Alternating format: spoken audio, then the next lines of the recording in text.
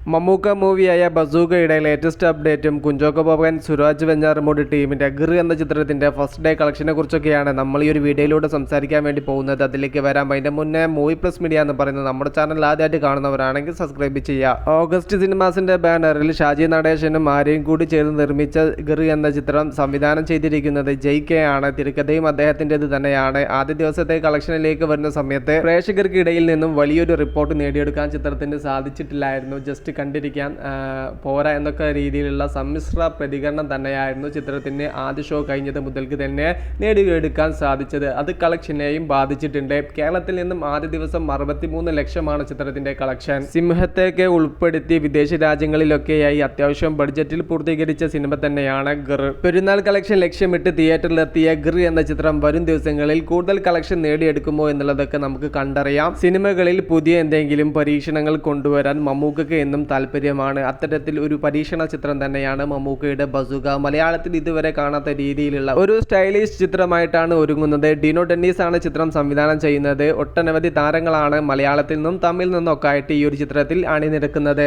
Onam റിലീസായിട്ട് plan ചെയ്തിരുന്ന ചിത്രം ഇപ്പോൾ ഓഗസ്റ്റ് 15-ാം തീയതി റിലീസാകുമെന്നുള്ള റിപ്പോർട്ടുകളാണ് പുറത്തേക്ക് വരുന്നത്. പുഷ്പ 2 ഓഗസ്റ്റ് 15-ൽ നിന്നും റിലീസ് മാറ്റിവെക്കാനുള്ള സാധ്യതയുണ്ട്. ആ ഒരു ഗ്യാപ്പിലേക്കാണ് ഈ ഒരു ബസൂക്ക റിലീസ് ചെയ്യാൻ ഇപ്പോൾ ഉദ്ദേശിക്കുന്നത്. ചിത്രത്തിന്റെ 2 ദിവസത്തെ ഷൂട്ടിംഗ് കാര്യങ്ങളെല്ലാം പെൻഡിംഗ് ഉണ്ട്. അത് ഉടൻ തന്നെ പൂർത്തീകരിക്കും. ടർബോ എന്ന ചിത്രത്തിൽ കണ്ട നാടൻ അടിയായിരിക്കില്ല ബസൂക്ക എന്ന സ്റ്റൈലിഷ് ചിത്രത്തിൽ കാണാൻ വേണ്ടി പോകുന്നത്. ഭീഷ്മപർവം പോലെ ഒരു സ്റ്റൈലിഷ് ചിത്രമായിട്ടാണ് ബസൂക്ക എത്തുക.